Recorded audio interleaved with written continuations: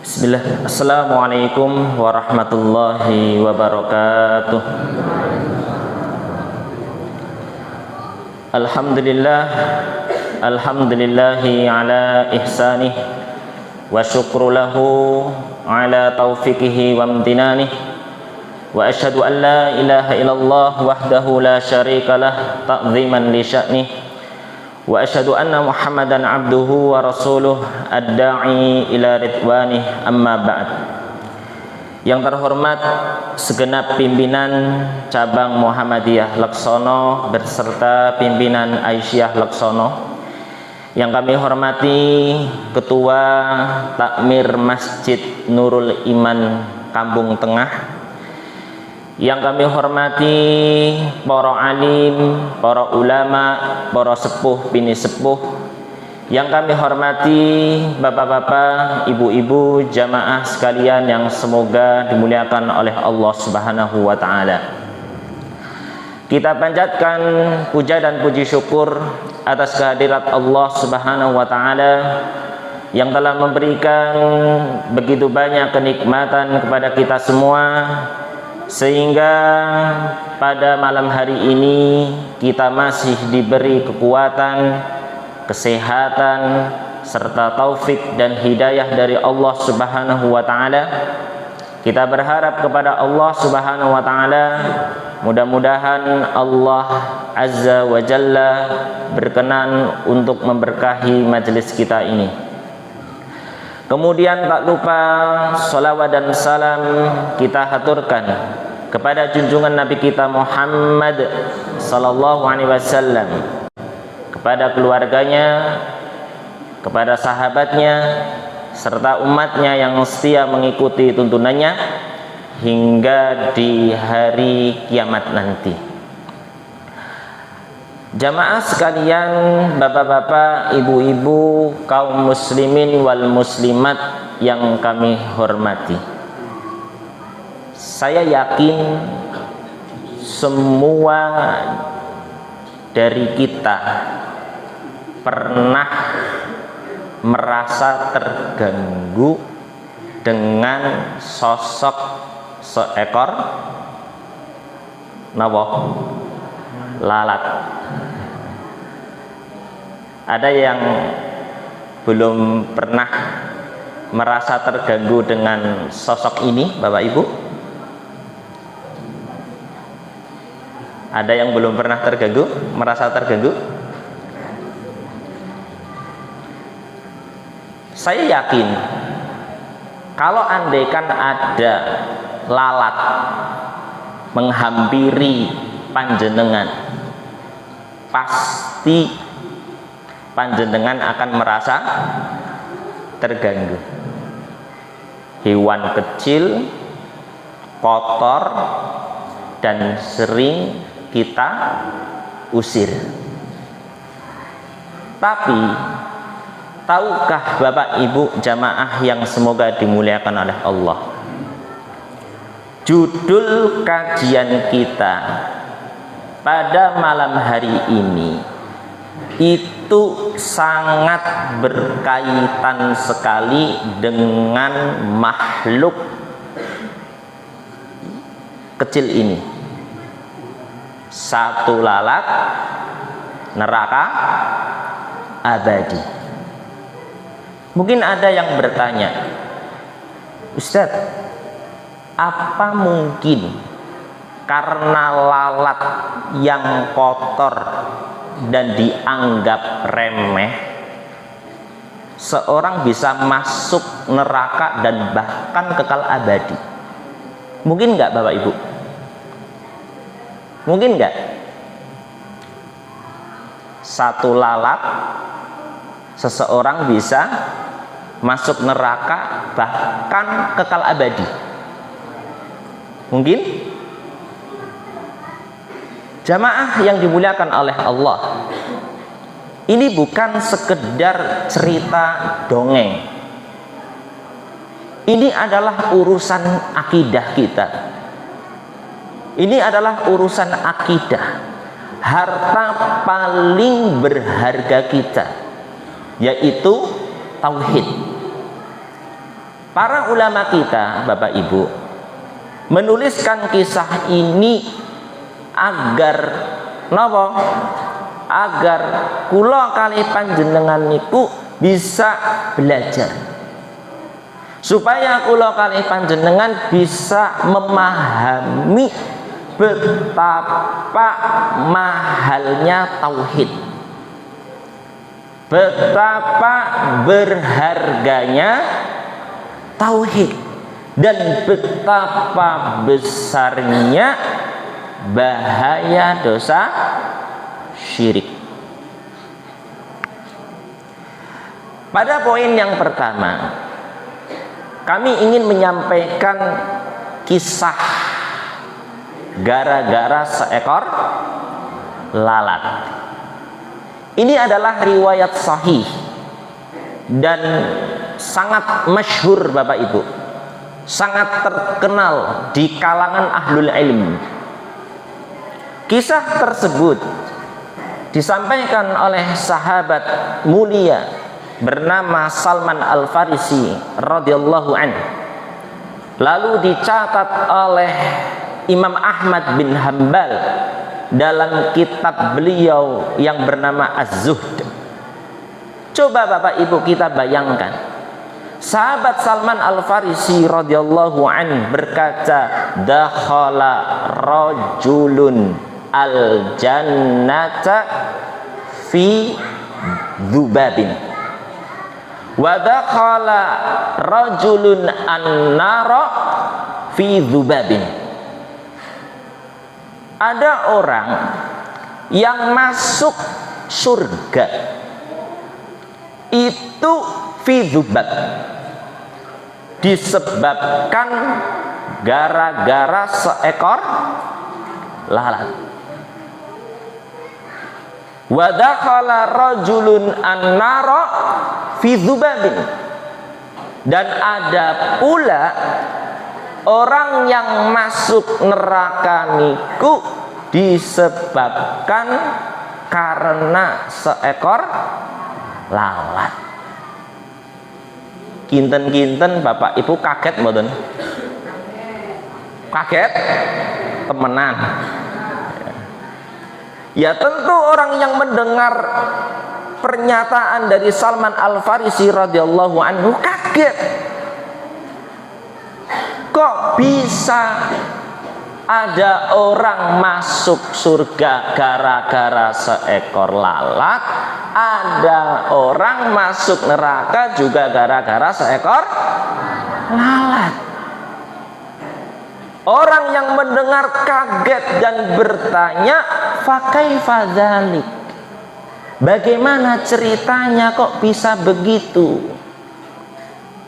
Maka Salman pun bercerita, marra rajulan ala qaumin lahum sonam.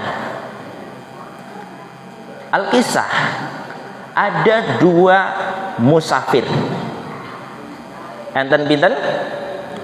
Dua musafir, dua rojul. Rojul itu orang laki-laki. Ya, ada dua musafir. Ya. Mereka dua orang musafir niku melewati suatu perkampungan kaum musyrik. Ya.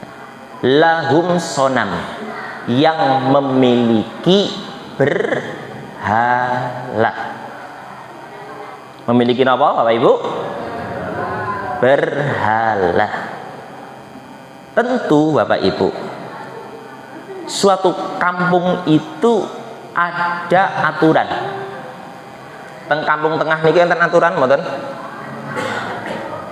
Enten? Enten. Dan yang namanya aturan di suatu kampung itu berbeda-beda antara aturan di kampung A sama kampung B. Nah, di kampung musyrikin ini aturannya adalah la yajuzu ahadun hatta yuqarriba lahu syai'a. Ya, aturannya adalah tidak boleh satupun yang boleh lewat kampung ini sampai kapan? Hatta yuqarribalahu syai'a, sampai dia itu memberikan sesajen, sampai dia itu mempersembahkan sesuatu untuk berhala. Faqalu li ahadihima qarrib, maka penduduk kampung itu mencegat musafir pertama dan berkata, qarrib, persembahkanlah sesuatu, persembahkanlah sesuatu untuk berhala. Apa kata musafir yang pertama? Qala laisa indi syai'un uqarribu. Musafir yang pertama niku Bapak Ibu menjawab, saya itu seorang musafir. Saya itu tidak bawa harta dan hewan ternak untuk dipersembahkan. Qalu lahu qarrib walau dubatan. Ya. Ketika penduduk kampung tersebut mendengar jawaban musafir yang pertama, penduduk kampung tersebut tetap qarrib walau dubaban, persembahkanlah walaupun cuma seekor lalat. Perhatikan jamaah, mereka itu tidak meminta sapi, tidak meminta kambing, mereka itu tidak meminta emas dan meminta perak, ya. Tapi mereka itu hanya meminta apa? Lalat, sesuatu yang oleh kebanyakan orang itu dianggap remeh, sesuatu yang dianggap menjijikkan oleh kebanyakan kita, sesuatu yang kotor. Lalu apa yang musafir pertama ini lakukan? Karena musafir ingin selamat dan ingin cepat segala urusannya itu selesai, akhirnya pun dia menangkap lalat. Faqarraba dubaban fakhalau sabilahu fadakhalan nar. Ya, akhirnya musafir yang pertama ini setelah menangkap lalat, akhirnya lalatnya dipersembahkan kepada berhala, ya. Dan penduduk kampung tersebut membiarkan musafir lewat. Fadakhalan nara, dan kata Salman, orang tersebut masuk ke dalam neraka. Ini musafir yang pertama. Masih ada musafir yang kedua Bapak Ibu.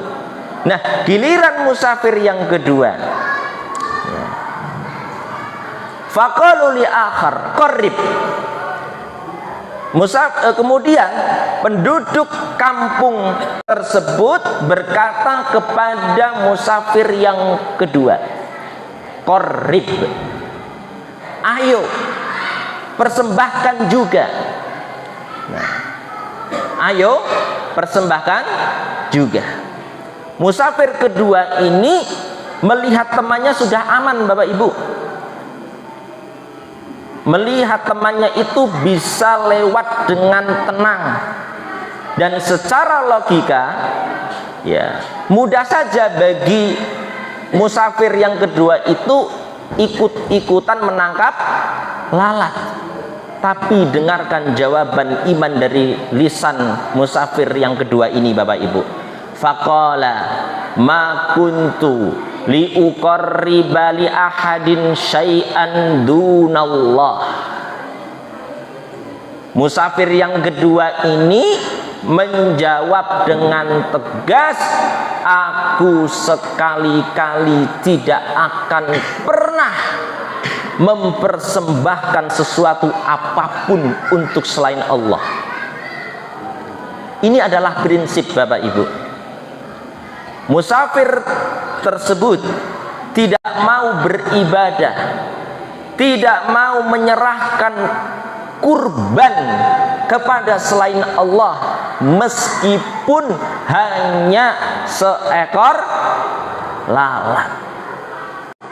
Tentu apa yang musafir tersebut pilih, ya, tidak mau untuk mempersembahkan sesuatu untuk berhala, tentu ada konsekuensi. Tentunya ada apa ini?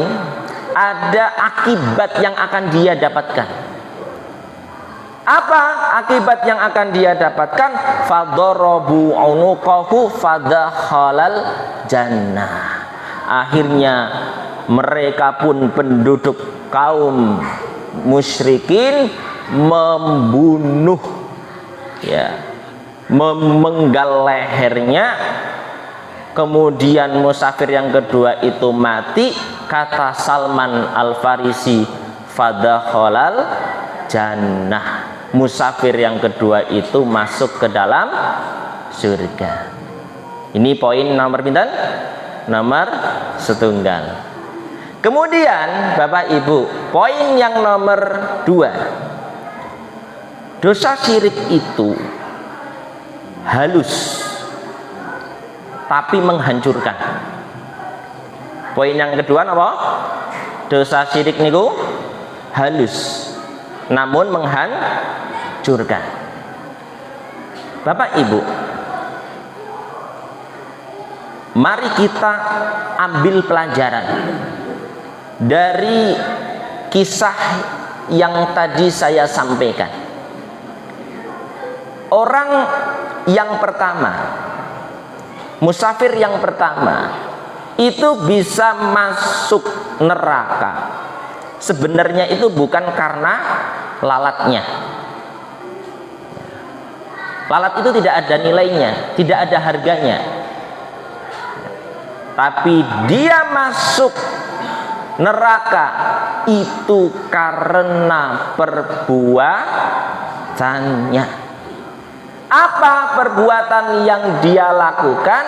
Yaitu takorrub, mendekatkan diri, beribadah, ya, dengan sesajen kepada selain Allah. Ini adalah syirik akbar, Bapak Ibu. Dan mungkin niat musafir yang pertama niku hanya yang penting selamat, itu niatnya. Niatnya itu hanya yang penting selamat, toh cuma lalat yang dipersembahkan, hewan yang remeh, hewan yang menjijikkan, hewan yang nggak ada harganya, sekedar syarat lewat saja. Tapi Bapak Ibu yang dimuliakan oleh Allah, menyekutukan Allah, ya, bagi Allah itu adalah kejahatan yang besar, kejahatan yang besar sekali. Bukankah Allah Subhanahu wa ta'ala berfirman menceritakan nasihat Luqman kepada anaknya, wa idh qala luqmanu libnihi wa huwa ya'idhuhu ya bunayya la tusyrik billah inna syirka la zulmun azim. Wa idh qala Luqmanu libnihi,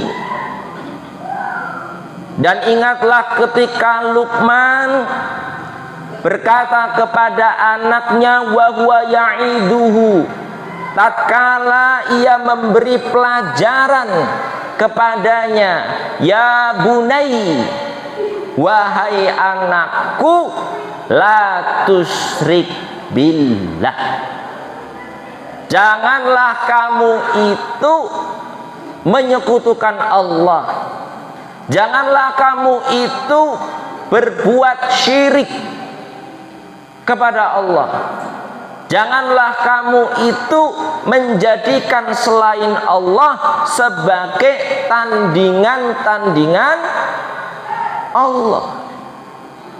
Inna syirka la zulmun azim, karena sesungguhnya syirik itu adalah benar-benar kezaliman yang besar. Al-Quran surah Luqman ayat 13. Surah apa Bapak Ibu? Luqman ayat 13. Bahkan dosa syirik itu adalah satu-satunya dosa yang tidak diampuni Bapak Ibu. Jika pelakunya niku mati dan belum sempat bertaubat. Allah Subhanahu wa taala berfirman fi suratin Nisa ayat 48, innallaha la yaghfiru an yushraka bihi wa yaghfiru ma duna dzalika liman yasha. Wa man yusyrik billahi faqad iftara itsman 'azima. Innallaha la yaghfiru ay yushraka bihi. Sesungguhnya Allah Subhanahu wa taala tidak akan pernah mengampuni dosa syirik. Wa yaghfiru ma duna dzalika liman yasha. Dan Allah Subhanahu wa taala niku mengampuni dosa selain dari syirik. Liman yasha, bagi siapa saja yang dikehendaki oleh Allah. Wa may yusyrik billah, barang siapa yang berbuat syirik kepada Allah, faqad iftara itsman 'azima, maka sungguh orang tersebut telah melakukan dosa besar. Al-Quran surah An-Nisa ayat 48. Bahkan yang lebih mengerikan Bapak Ibu, syirik niku ibarat api yang membakar lumbung padi. Ibarat apa? Api yang membakar lumbung padi. Sebanyak apapun ibadah sholat kita, selama apapun ibadah kita, seistiqomah apapun puasa Ramadan kita, ya, sebanyak apapun sedekah yang kita tunaikan, itu bisa langsung hapus, bisa langsung hilang, ya, bisa hangus gara-gara dosa syirik. Dan Allah menegaskan kepada Nabi Muhammad sallallahu alaihi wasallam, walaqad uhiya ilaika wa ilal ladzina min qablika la in asyrakta la yahbatanna 'amaluka wa la takunanna minal khasirin. Walaqad uhiya ilaik, dan sungguh telah diwahyukan kepadamu wahai Muhammad, wa ilal ladzina min qablik, dan orang-orang sebelummu, la in asyrakta, andaikan engkau wahai Muhammad menyekutukan Allah, andaikan engkau berbuat syirik kepada Allah, la yahbatonna amaluk, maka seluruh amalan kebaikanmu itu akan dihapus oleh Allah Subhanahu wa taala. Wala takunanna minal khasirin, dan sungguh engkau itu akan termasuk orang-orang yang merugi. Al-Quran surah Az-Zumar ayat 65. Bapak Ibu, kalau Nabi saja diancam amalannya hapus jika berbuat syirik, apalagi kula kalih panjenengan yang bukan Nabi, yang bukan sahabat, yang bukan tabi'in dan atba'ut tabi'in. Ini adalah poin yang nomor pinten? Nomor kalih. Kemudian Bapak Ibu, kita masuk kepada poin yang nomor 3. Apa poin yang nomor 3? Waspada. Napa? Waspada. Waspada dari apa? Waspada dari lalat-lalat kekinian di sekitar kita. Jamaah yang dimuliakan oleh Allah, setan itu sangat cerdas. Setan itu sangat cerdas. Makanya Nabi Adam alaihissalam dan istrinya Hawa itu pernah diusir dari surga. Kali sinten? Allah Subhanahu wa taala. Pernah diusir Allah dari surga. Kenapa Bapak Ibu kok bisa diusir?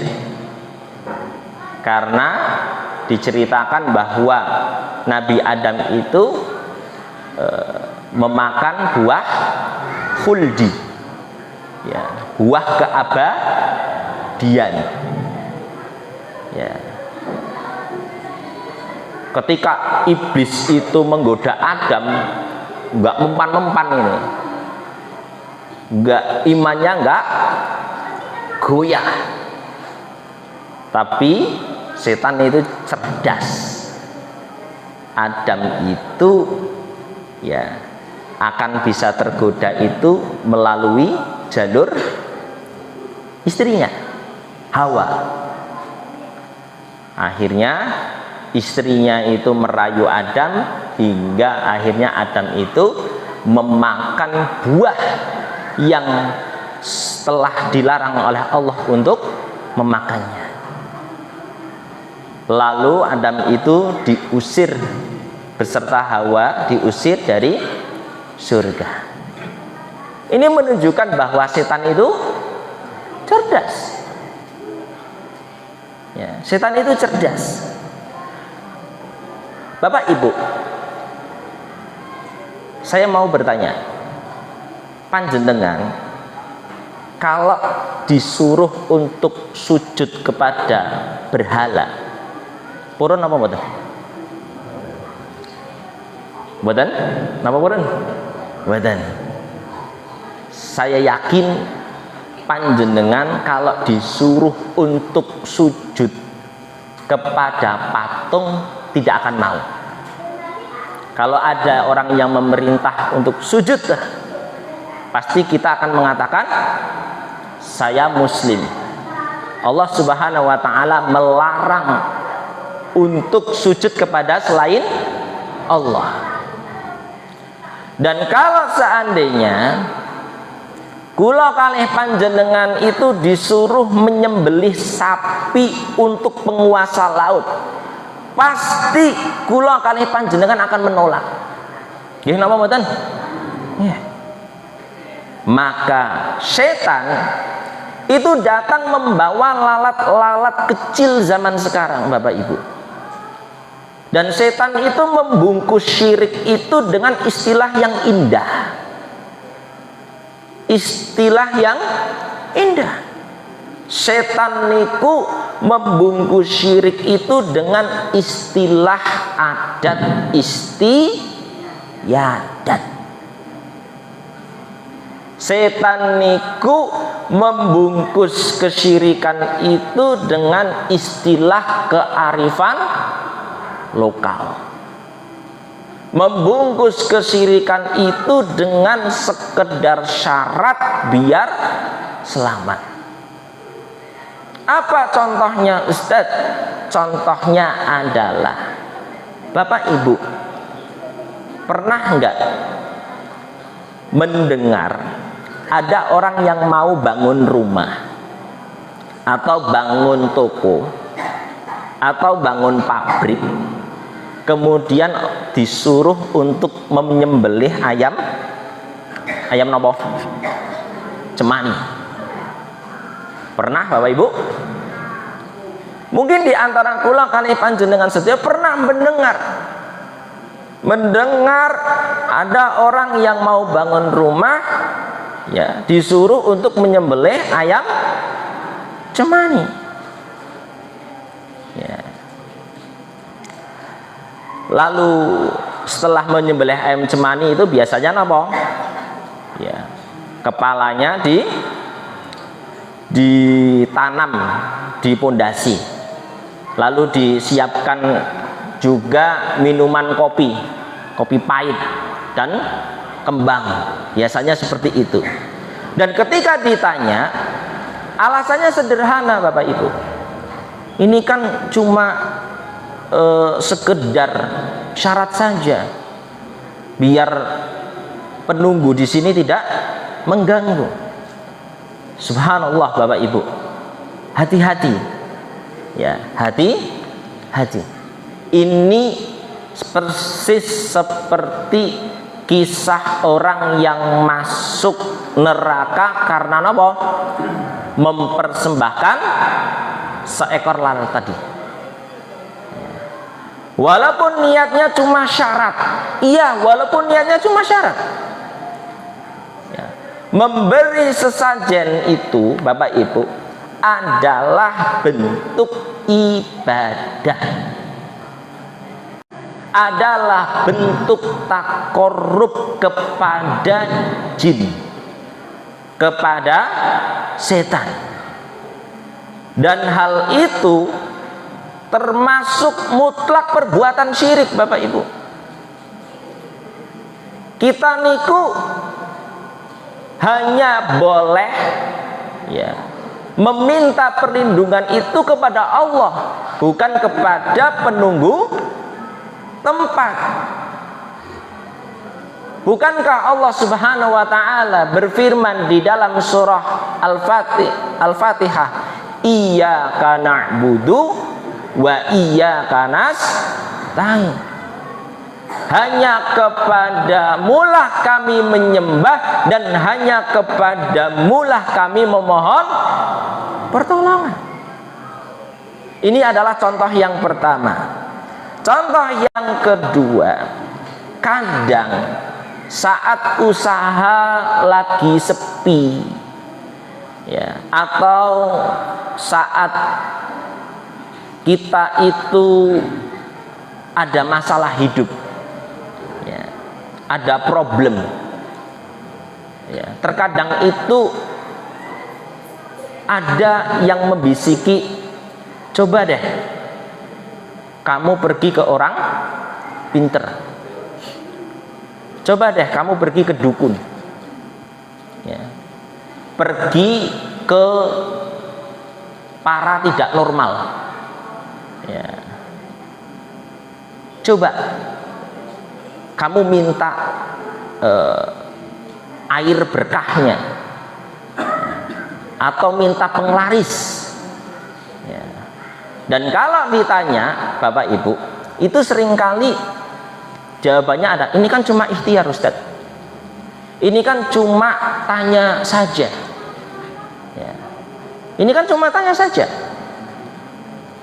ya. Subhanallah Bapak Ibu, Rasul Shallallahu Alaihi Wasallam sudah tegas mengingatkan kita di dalam sebuah hadis man ata arrafan, barang siapa yang mendatangi arraf. Arraf itu tukang apa ini? Tukang ramal. Ya, arraf itu bisa diterjemahkan dukun.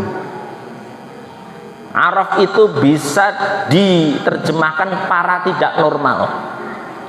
Barang siapa yang mendatangi para tidak normal, mendatangi dukun, mendatangi orang pintar, fasa'alahu an syai'in, lalu dia bertanya tentang sesuatu, apa kata Rasul sallallahu alaihi wasallam? Lam tuqbal lahu salatun arba'ina lailatan. Maka orang tersebut dia tidak diterima sholatnya selama 40 hari. Hati-hati nih Bapak Ibu. Orang pergi ke dukun hanya sekedar tanya, itu sholatnya selama 40 hari tidak diterima oleh Allah. Baru sekedar datang saja tidak diterima, apalagi sampai kula kalih panjenengan percaya, membenarkan perkataannya, maka kula kalih panjenengan terjatuh ke dalam perbuatan syirik. Ini contoh nomor pinten? Kali. Contoh nomor 3. Ya. Contoh nomor 3, Bapak Ibu, yang sering kita temui adalah jimat. Ada yang memakai gelang khusus, ada yang memakai cincin, ya, memakai kalung, ya, akik. Ya, jawabannya kalau ditanya, Ustadz, ini kan cuma perantara. Ini kan cuma perantara. Cuma wasilah biar dagangannya laris. Memakai jimat itu biar dagangannya laris. Biar di jalan itu selamat, Ustaz. Bapak Ibu yang dimuliakan oleh Allah, sadar atau tidak, di titik itu sejatinya hati kula kalih panjenengan itu sudah bergantung kepada benda mati. Kalau ada di antara kula kalih panjenengan memakai jimat, ya, memakai kalung, gelang, akik, ada keyakinan sejatinya kula kalih panjenengan telah bergantung kepada benda mati, bukan lagi bergantung kepada Allah Subhanahu wa ta'ala. Padahal Rasul sallallahu alaihi wasallam bersabda, man ta'allaqa tamimatan faqad asyrak. Barang siapa yang menggantungkan jimat, baik itu jimat yang ada di leher, jimat yang dipakai di tangan ataupun di kaki, atau jimat yang ditempel di tembok, kata Rasul sallallahu alaihi wasallam, siapa yang melakukan demikian faqad asyrak, dia telah menjadikan selain Allah sebagai tandingan-tandingan Allah. Hadis riwayat Ahmad. Ini contoh nomor pinten? 3. Ya. Jadi Bapak Ibu, mari kita jaga tauhid kita Bapak Ibu. Jangan sampai dan jangan pernah kula kalih panjenengan niku meremehkan sesuatu dengan berkata, ah ini kan cuma ada budaya, ah ini kan cuma syarat dari leluhur. Bapak Ibu, yang namanya syirik tetaplah syirik. agama kita itu bukan agama abu-abu. Yang syirik dikatakan tidak. Yang tauhid dikatakan syirik. Yang syirik dikatakan tauhid. Agama kita itu bukan agama abu-abu. Agama kita itu agama yang jelas. Syirik ya syirik. Dan syirik adalah dosa terbesar yang tidak diampuni oleh Allah jika tidak ditobati, Bapak Ibu. Sekalipun yang kita jadikan sesajen atau perantara itu nilainya sangat remeh, walau hanya sebesar nopo lalat, apa maning sapi, apa maning kebo, wong laler sing kula kalih panjenengan nek diwehi ora gelem, itu aja kalau dipersembahkan kepada Allah neraka abadi. Apalagi nyembah, apalagi mempersembahkan sing enak maning, sapi, wedhus, kebo. Ini contoh nomor pinten? Ya, 3 nih. Kemudian Bapak Ibu, poin yang terakhir yang akan saya sampaikan adalah harga mati sebuah prinsip tauhid. Nah, apa ini? Harga mati sebuah prinsip tauhid. Mari kita belajar dari musafir yang kedua. Ya, mari kula kalih panjenengan belajar dari musafir yang kedua. Jangan belajar dari musafir yang pertama, tapi belajar dari musafir yang kedua. Bapak Ibu, musafir yang kedua ini sebenarnya bisa saja beralasan. Ini kan darurat. Ya, saya kan mempersembahkan lalat ini kan karena darurat. Kalau enggak saya tangkap lalatnya, kemudian saya kasihkan, persembahkan ke berhala, saya mati. Ya. Jadi musafir yang kedua itu bisa beralasan demikian, Bapak Ibu sebenarnya. Tapi musafir yang kedua itu tahu bahwa tauhid niku harga mati. Tauhid itu harga mati. Orang musafir yang kedua ini dia mengamalkan firman Allah, "Qul inna salati wa nusuki wa mahyaya wa mamati lillahi rabbil alamin." Qul inna salati, katakanlah sesungguhnya salatku, wa nusuki, ada yang mengatakan ibadahku, ada yang mengatakan sesembelihanku, wa mahyaya, hidupku, wa mamati, matiku. Buat sinten? Lillahi rabbil alamin. Buat Allah, Rabb semesta alam. Al-Quran surah Al-An'am ayat 162. Bapak Ibu, menyembelih kurban itu adalah ibadah. Begitu juga meminta keselamatan itu adalah ibadah. Dan ibadah niku Bapak Ibu hanya boleh diperuntukkan untuk Allah Subhanahu wa ta'ala. Tidak boleh diperuntukkan untuk selain Allah, seagung dan semulia apapun orang tersebut, makhluk tersebut, sampai kepada malaikat. Hanya Allah lah satu-satunya yang boleh kita ibadahi, yang boleh kita sembah. Dan orang yang kedua ini, musafir yang kedua ini, dia rela lehernya dipenggal Agar apa? Agar ibadahnya itu tidak jatuh kepada makhluk. Akhirnya orang tersebut mati syahid, fadakhalal jannah.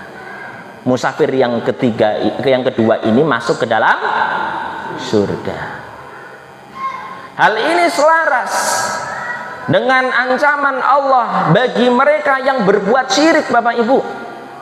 Allah Subhanahu wa taala berfirman fi suratul Maidah ayat 72, innahu may yusyrik billahi faqad harramallahu alaihil jannata wa ma'wahun nar wa ma lidzalimina min ansar.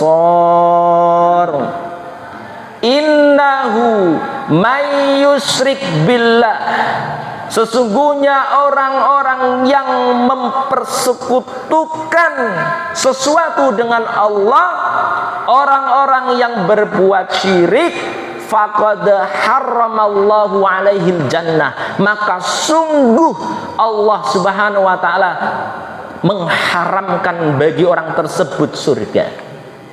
Wa ma'wahun nar, dan orang tersebut tentunya tempatnya adalah neraka jahanam. Wa ma lidzalimina min ansar, tidaklah ada bagi orang-orang zalim itu seorang penolong pun. Al-Qur'an surah Al-Maidah ayat 72. Surah apa Bapak Ibu? Al-Maidah ayat 72. Dan musafir yang pertama, dia menyelamatkan nyawanya di dunia, tapi kehilangan surga selamanya, Bapak Ibu. Sementara musafir yang kedua, dia kehilangan nyawa sementaranya, tapi mendapat surga selama-lamanya. Maka Bapak Ibu, ada pesan yang bisa kita ambil dari apa yang saya sampaikan, bahwa jangan pernah sekali-kali kula kalih panjenengan menukarkan tauhid kita dengan jabatan. Jangan pernah sekali-kali kula kalih panjenengan menukar tauhid kita dengan harta, menukarkan tauhid kita dengan sekedar adat, apalagi dengan nyawa sekalipun. Yang pertama, jangan tukarkan tauhid kita dengan jabatan. Contoh, harap jadi bupati, harap jadi gubernur, harap jadi presiden, ya. Sebelumnya napa? Sebelumnya pergi ke dukun atau pergi ke kuburan keramat, jaluk-jaluk karo wong sing wis mati, atau pergi ke tempat angker, ya, melakukan ritual mistis. Dengan apa? Dengan harapan apa? Supaya menjadi pemenang. Kalau jadi pegawai ya supaya seleksinya lolos. Berarti orang tersebut telah menukarkan apa? Tauhidnya dengan jabatan, ya. Rela menukarkan tauhidnya dengan jabatan, ya. Sing penting dadi, ya. Rela mendapatkan jabatan, masuk ke dalam neraka. Kemudian yang kedua, jangan sekali-kali kula kalih panjenengan menukar tauhid kita dengan harta. Ya. Contoh, seorang yang rela mengubah keyakinannya alias murtad, ya, semata-mata karena ditawari bantuan sembako. Ya. Enten mboten Bapak Ibu yang murtad gara-gara diwehi sembako? Ada. Mendapatkan jaminan pengobatan, ya, atau pekerjaan dengan gaji yang sangat besar, ada yang akhirnya murtad. Demi apa? Demi harta. Demi harta, demi mendapatkan harta dunia, rela, ya, rela napa niku tidak mendapatkan surga. Kemudian jangan tukarkan, ya, tauhid kita dengan sekedar adat.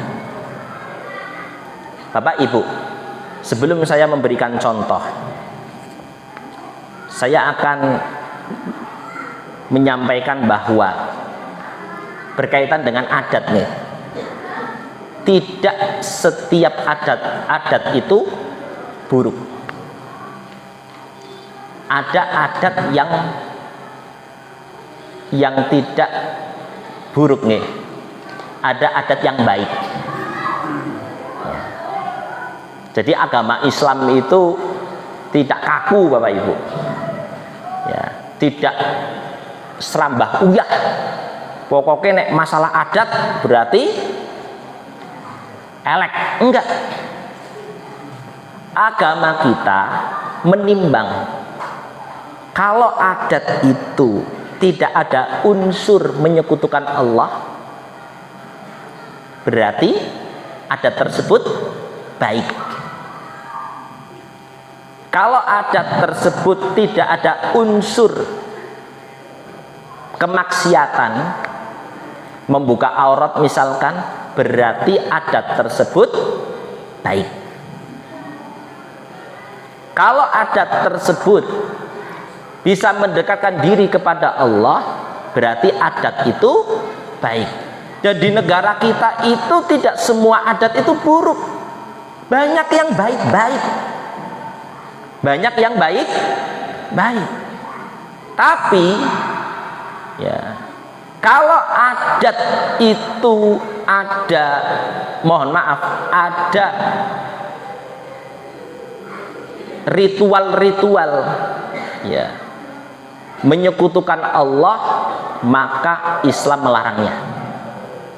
Contoh, kula kalih panjenengan ikut menyajikan sesajen yang ditujukan kepada penunggu pohon besar, yang ditujukan kepada penunggu laut atau gunung, dengan keyakinan bahwa penunggu tersebut bisa menolak madarat dan mendatangkan panen.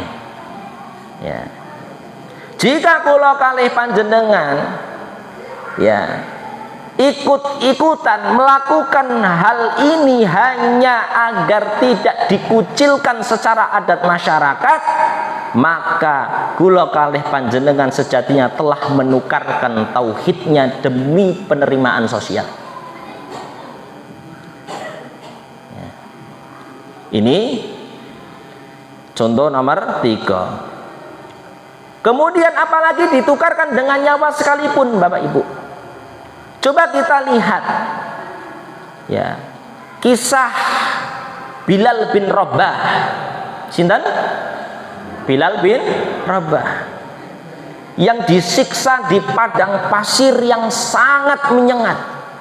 Bahkan dikisahkan bahwa Bilal bin Rabah niku sampai pernah ditindih apa ini? Diletakkan apa ini?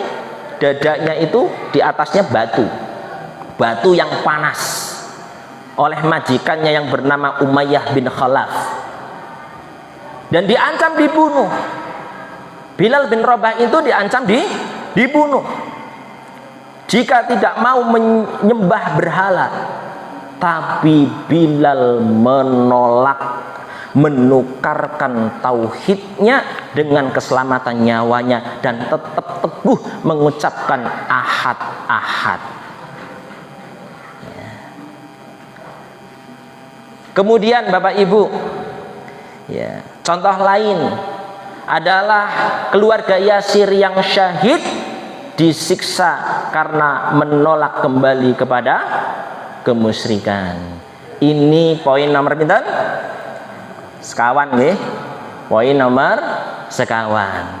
Sebelum pengajian pada malam hari ini kita tutup Bapak Ibu, ada kesimpulan yang akan saya sampaikan pada hari ini, bahwa yang pertama, syirik niku adalah dosa terbesar. Ya. Walaupun orang tersebut dia mempersembahkan sesajennya itu dengan sesajen yang sifatnya remeh, tapi tetap ya itu adalah perbuatan syirik dan masuk kepada asyirkul akbar, syirik besar. Kemudian yang kedua, jangan tertipu ya dengan lalat kekinian. Sekecil apapun ya bentuk perdukunan harus kita jauhi. Sekecil apapun bentuk jimat, sesajen, kita harus jauhi. Ya, dan sekecil apapun kesyirikan yang berbalut budaya harus kita jauhi. Kemudian yang ketiga, syirik akbar itu bisa menghapus semua amalan ibadah dan menjerumuskan pelakunya ke dalam neraka abadi. Dan yang keempat, jadikanlah tauhid sebagai modal utama kehidupan kita. Maka Bapak Ibu, belajarlah akidah yang benar agar amalan kula kalih panjenengan itu tidak sia-sia. Tauhid itu kalau boleh diumpamakan seperti toharoh. Sholat tanpa toharoh diterima nggak sholatnya? Tidak. Ya, tidak sah. Sholatnya tidak sah. Begitu juga amalan tanpa tauhid tidak akan diterima oleh Allah Subhanahu wa taala. Mungkin ini yang dapat kami sampaikan. Mudah-mudahan yang sedikit ini bisa bermanfaat bagi kita semua. Nas'alullaha ilman nafi'an wa rizqan thayyiban wa amalan mutaqabbala. Kita meminta kepada Allah Subhanahu wa taala, mudah-mudahan Allah Subhanahu wa taala memberikan kepada kita ilmu yang bermanfaat, wa rizqan thayyiban, rezeki yang baik, rezeki yang halal, rezeki yang diberkahi oleh Allah Subhanahu wa taala, wa amalan mutaqabbala, dan juga amalan yang diterima. Allahumma faqihna fiddin, hadanallahu wa iyyakum ala siratal mustaqim. Nun wal qalami wa ma yasturun fastabiqul khairat. Wassalamualaikum warahmatullahi wabarakatuh.